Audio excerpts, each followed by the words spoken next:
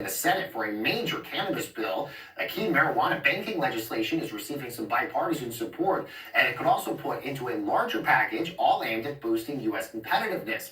Now, this move would increase the likelihood that this cannabis bill gets through the upper chamber this year. Meanwhile, just one day after Cannabis Holiday 420, New Jersey authorized their first sales of adult-use cannabis. They beat neighboring New York to the punch on this. Now, while customers seemed overwhelmingly optimistic about the industry, some were worried that the systems gave big companies an outsized advantage on this. Our Chloe Ayala traveled to the Garden State, all to take a look at this. In New Jersey, anyone 21 and older can now walk into a dispensary and purchase cannabis. It's kind of surreal. Never thought this day would come, but it's here and I'm here. I'm excited. I feel like my birthday is today, actually. Sales kicked off about a year and a half after voters approved adult-use cannabis sales in the Garden State, but enthusiasts of cannabis say it feels like a long time coming. I voted. I voted. I made sure everybody I knew who were at 420 Smoker voted.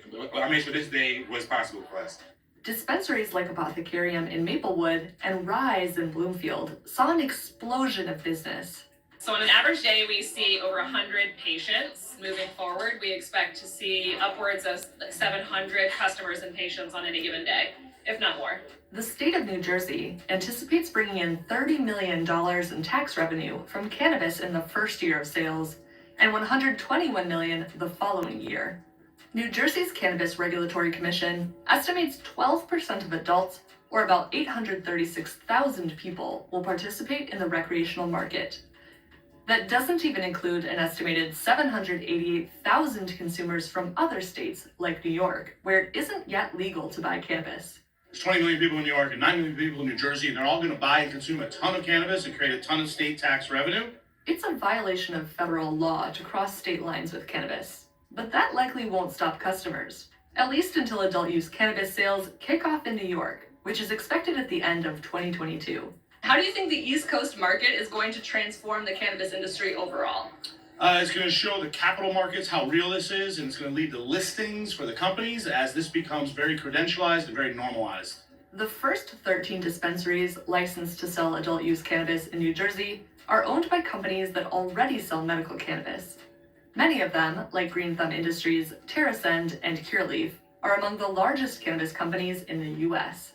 Critics worry they have an unfair advantage over aspiring operators, especially entrepreneurs of color and those impacted by cannabis-related convictions. We eventually want to see more small mom and pop companies and places more like microbrewers where we can go in and choose what we want. We would like to own one ourselves. Everybody's frustrated that the social equity licenses are not out. Often, us, big companies take the blame. That's okay, not altogether justified. If everybody starts together, there's not a lot of capital to build the infrastructure of the system. In spite of the challenges of getting cannabis retail sales up and running, most customers were optimistic about the future of this new industry.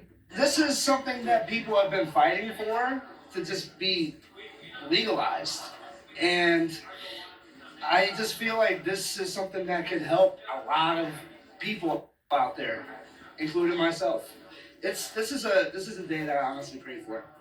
For Cheddar News, I'm Chloe Aiello.